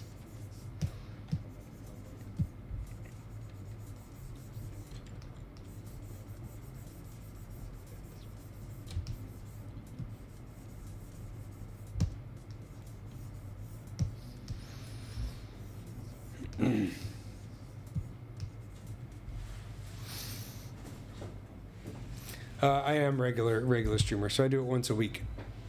Right now I'm doing Mondays, so you can always catch me then, and I have every intention of continuing to stream once a week for the rest of the year. Next week I won't be streaming because I'll be in Paris, but otherwise you can catch me once a week here. And, you know, if you look at the archive of the live streams, they have a bunch of my previous videos on there as well. Mostly bugs, but you can see the previous last few weeks where I was working on this one. Started this particular one. This is the first stylized one I've done in a while. I have a horned beetle which I haven't finished. I got to get back on that one as well.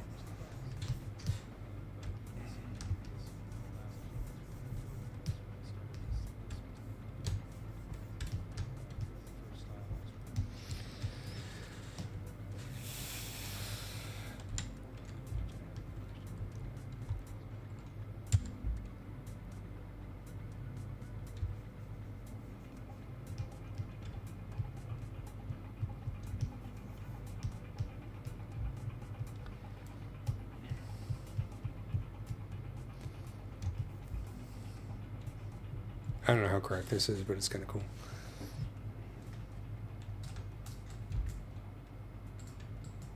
Isn't he cute, though? I'm very happy with him. It's those little eyes, man, and the chubbity cheeks. Not really cheeks, but he's cute.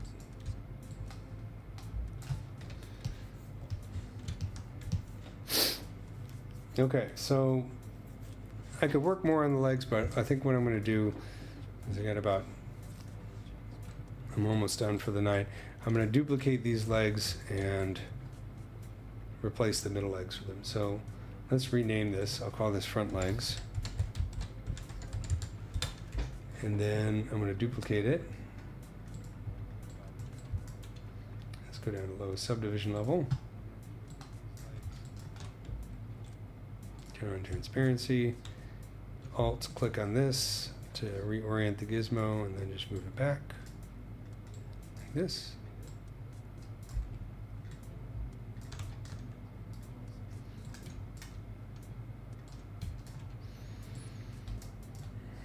Move it down like this, and then just rotate it out like this.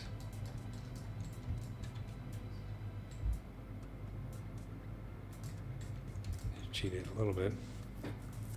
And then I'm going to alt click on these guys and delete them.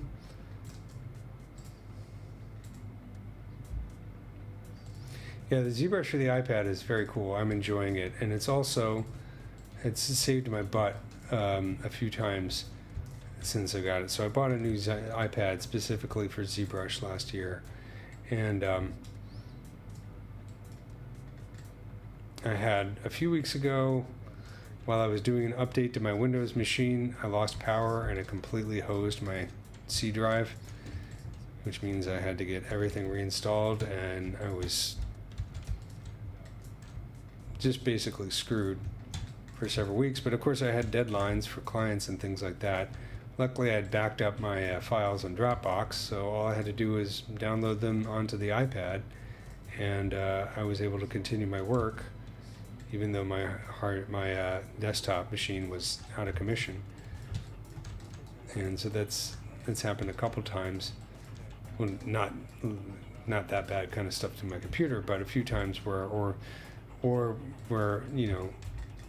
went out of town, brought the iPad with me, and literally was sculpting while I was in the car, not driving. My wife was driving, of course. So the iPad's really cool because, it doesn't have all the functionality that the desktop does, but it's in the process. Eventually they will be, for the most part, identical, with a few minor differences here and there. I think that's the plan anyways. So this is very exciting. I also find that, working on a desktop all day long, I tend to get sore muscles. So it's nice to be able to switch over to the couch and hang out, watch TV or whatever while sculpting.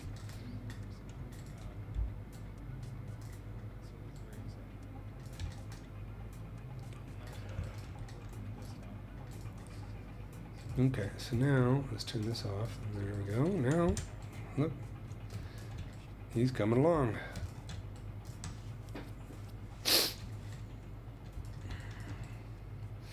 I think the next thing I'm going to tackle is the wings and then the naughty bits back here. I need to get some better reference for that. I know, it's got to look up insect porn here.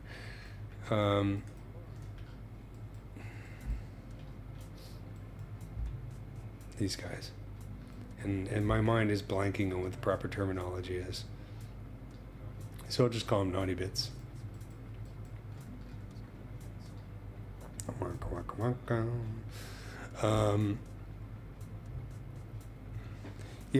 Maxon will be doing a lot of classes for ZBrush on the iPad. Trust me, they're very excited about it.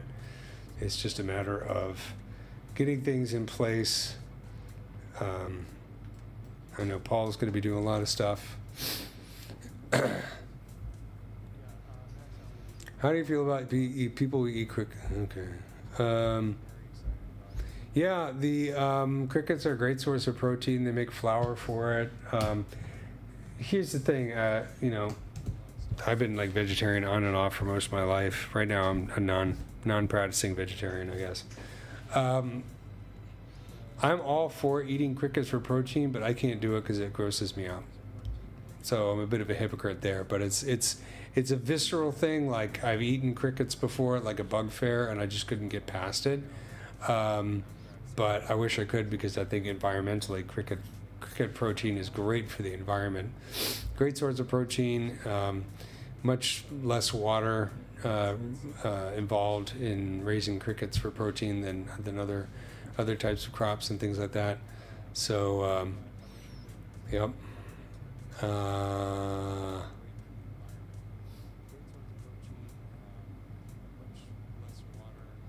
Wait, do those bugs have two mouths, or do they poof?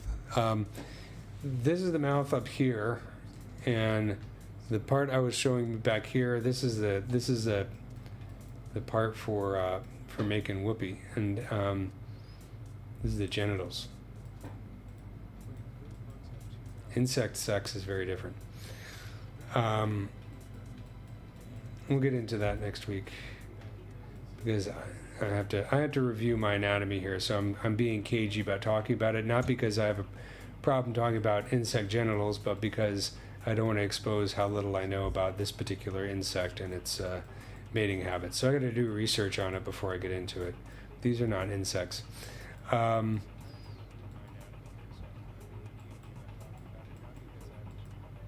But talking of insect mouths, since you brought it up, I was showing this last week. Let me save this real quick. I have a nice little gallery here of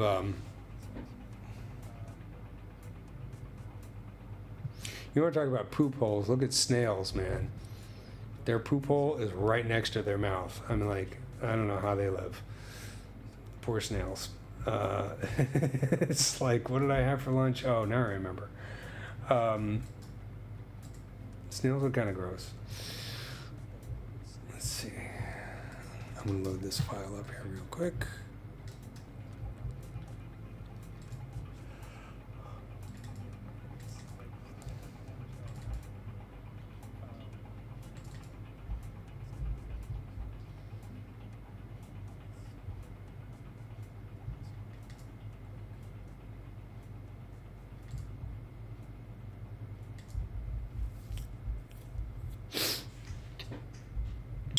Okay, here's a little gallery of insect models. Some of the insect models I've done over the years, and I put this together just to kind of compare mouth parts. So these insect heads are not to scale, so some of these heads are going to be much larger than others. But you can see here is our friend the bulldog ant. Then we have a honeybee over here. It has very elaborate mouth parts because they do a lot with their mouths. You know, they form the honeycombs, they get the nectar out of the flowers, etc. Feed the larvae and everything. This right here, I'm working on a better bee model right here. So this has some mistakes in how the mandibles look, but whatever. We got our typical ant right here. That's a carpenter ant with the mandibles. And then we have, this is a honey wasp, one of the few wasps that make honey. But you can see there's a lot of variety. If you get into flies, like this is a phorid fly, a very, very tiny type of fly, and it's got these kinds of interesting sucking mouth parts. But you can compare it to this, which is this is, I believe, is Drosophila melanogaster. No, I think this is a housefly. It has more of a sucking mouth part, but you can see they get even stranger. Here is a tiger beetle. These guys are vicious. Oh wait, is that a tiger beetle? Yes, that's a tiger beetle, but let me show you one that's really cool. Right here. I'm guessing you won't know what this is. What kind of bug this is. This is a firefly. And this right here, this part of the head, actually it uses to rip through the carapace of other insects so it can feed on them. Fireflies don't look so cute when they're close up, do they? Hey, congratulations, you're a black widow, man. That's awesome. Yeah, I mean, you also have, you know, like stag beetles, good old praying mantis, butterfly right here, and this is an eyeless cockroach, I believe. This is a dragonfly. Dragonflies have really cool mouths because they open up like the aliens, so all their mouth parts are inside. But if you really want to see freaky mouth parts, look at a dragonfly nymph. They're terrifying. And then here's a katydid. So this is what I'm working on right now, but I'm doing a stylized version of it. So you can see they have little mandibles, the palps which they use to sort of stuff things into their face. And mantis is a classic example. If you ever watch a mantis eat, you'll see these little parts constantly moving around. So yeah, and then of course, the mosquito, the most sinister of all. Most dangerous animal on the planet for human beings because they carry so many diseases. But this is, you can see this is the thing that it injects into your skin so it can suck your blood. And it works like a little hypodermic needle. It actually drags out, you know, this part right here kind of squishes and creates a suction that sucks your blood into its mouth. So there's a mosquito. This is an older model, so it's not as good as the other ones. But I had to do an animation on mosquito sucking blood a long time ago. I could go back and revisit that model at some point. But yeah, here's a leaf cutter ant. Good example of, whoops, just press the F button. It has to chew through leaves, so you can see it's like a buzz saw there. Really cool looking ant. And then this is an orchid bee, which is one of my favorite bees because it's just got this long, it's the same mouth parts as a honeybee, but they've been extended through that adaptation to have this. It's actually longer than its body. And this is cicada. So, and then this is a scarab beetle, so all its mouth parts are underneath. So, really cool. If you're into creature modeling, insects are an endless source of inspiration. I mean, the most well-known creature of all time, the alien, was inspired by wasps.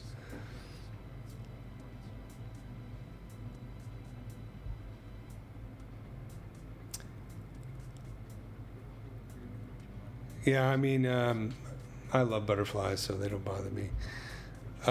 What camera would you suggest for in studying insect? You can do a lot with a Canon, even a Canon Rebel, or Nikon, depends on which you prefer. Really comes down to a lens. You get a decent macro lens.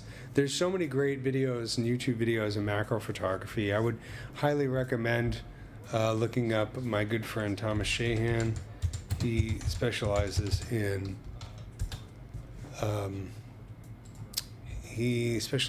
in jumping spiders, but he has a lot of great YouTube videos. He's just a super talented guy. He even does a little 3D modeling. So he talks a lot about lenses and things like that. He actually puts together his own cameras from stuff he finds at yard sales, and he's had his pictures in like National Geographic. So he's really great. So if you want some good advice on photography, it's a great place to start.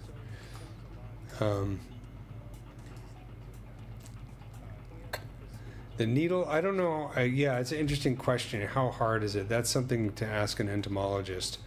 Because it's a very interesting question. You know, how do you study the tensile strength of mosquitoes? But yeah, they are able to penetrate. You know, I mean, I guess, you know, when their main goal, of course, is to get through your skin cells into your blood vessels and capillaries. So that's how far they had to. So it's not very long, but it has to be small enough that it can squish in between there. Yeah, you know, I've done some crayfish. Have I done a lobster? I can't remember. Yeah, well, I like arthropods of all kinds, but they are like big insects. I did, this one was based on scan data. I'm not sculpting now, I'm just talking about mine. This is a burrowing crayfish model that I made a while back. And they got some freaky parts. That one started with scan data. You really want to see some cool stuff. Look at schizimids. So this is a Draculoides. Not dangerous, but they look dangerous. This one I did for a museum, so this is actually 3D printed. I did not do the 3D print on this, but these are some of the bugs that I did for that museum exhibit. This is all the way in Australia, so I haven't seen them in person, but they're pretty cool. Another cool bug to look at, well, camel spiders are really cool. So this is one I did a while back. I should do a better render of these guys. I think this is all key shot. Yeah, this is key shot.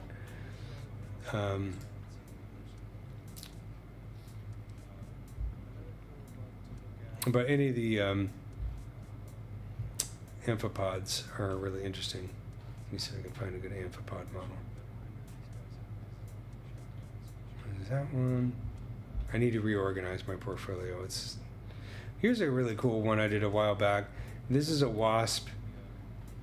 It's an orchid wasp, again, Australian. And what it's doing right here is this is called like a hammerhead orchid. And this flower mimics the pheromone of this wasp, so it tricks the males into coming and trying to mate with the flower. And in the process, of course, it pollinates the flowers. But even the body of the flower kind of resembles a female of the wasp species. This is what the flower looks like. And this is what the wasp looks like. So this is based off scan data as well. So if you carry a bunch of these flowers during a certain time of the year, you will just basically be swarmed by these male wasps. They'll be all over you because the pheromones the flower gives off are stronger than the pheromones of the actual wasp. So clever flower.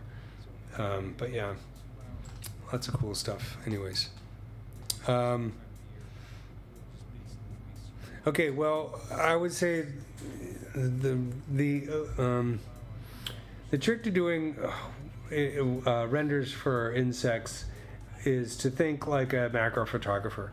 In other words, it comes down to lighting, and the lighting for insects doesn't have to be that complicated. If you think about it, if you're in the field, what do you have? You have the sunlight, right? And you have your macro gear, and generally you'll have a flash because you want a really fast shutter speed to cut down on the blurring and also to capture the bug before it flies away. So you generally have a big flash, but that big flash needs a diffuser. If you don't have a diffuser, then that flash appears as a very hot highlight on the bug, and it doesn't look very pleasing. So what a lot of macro photographers will do, they'll have a big diffuser, whether it's homemade or something they bought, and so it's like a big white panel. That's basically an area light in CG. So if you start with a nice HDRI, download something from Polyhaven, and then maybe one, at the very max, 2 area lights, your lighting is a big part of it. And then, of course, you want to do things like have an environment. Get some megascans, branches or rocks in there. I guess it's Fab 3D now or whatever. I don't know. And then, of course, it's about the lighting is the first thing, and then it's about the materials. You really have to like study the materials on your insects and really think about how like the translucency or the metallic quality of the bug, depending on the bug. A good example would be, well, here's my orchid bee. This is my orchid bee model that I did. So, I modeled these flowers in ZBrush. Here's a good example. So you can see I really spent a lot of time thinking about the lighting. I have an overall HDRI in here, although it's not visible in the background, but I also have very strong backlighting. It brings out the hairs. Hairs are a huge part of making an insect look realistic. If you can get hairs on there, whether you're using fiber mesh and ZBrush or Paint Effects or XGen or Yeti or whatever, I think I used Yeti for this one, that really helps with the realism a lot. You can compare it with a model I did more recently that doesn't have any hair on it. This is a nice model, but you see how it still looks fake and plasticky. I mean, I rendered this in Redshift for ZBrush, so I don't have access to the same material qualities that I do in Redshift for Maya because you can't plug textures in. So this is pretty good for a ZBrush render. If I'm going to redo it in Maya at some point, and I guarantee you it'll look much nicer there. But point being, there's no hair on this bug, which is what makes it look like a plastic model, and it doesn't look realistic. Hairs make a huge, huge difference. So this one was rendered in Marmoset, and these are pretty much straight out of Marmoset. So you can see I spent a lot of time with getting, and the flowers, these flowers were Megascans flowers. So I spent a lot of time with the pose, the composition, making it look realistic and natural. This is what it looks like at ZBrush, but when you work with the shader and add that translucency and softened it and work with some depth of field, the marmoset depth of field is okay. If I'm rendering with Redshift or Arnold, it's going to look a lot better. But yeah, the tips are basically to, I think like a photographer is your first thing. And there's a lot of tips that have nothing to do with technical aspects of CG. If you'll notice, for one thing, all of my images here, most of my images show the insect for eye level or below. Insect eye level or below. That's what's a tip that I got from macro photographers, because typically we're always looking down at insects. And so if you take pictures of insects from above looking down at them, you're always going to get this human point of view. It's not very interesting. It's not telling a story. If you can get your composition so that your rendering or your photograph is from insect eye level or below, suddenly the story is about the insect and the insect's world.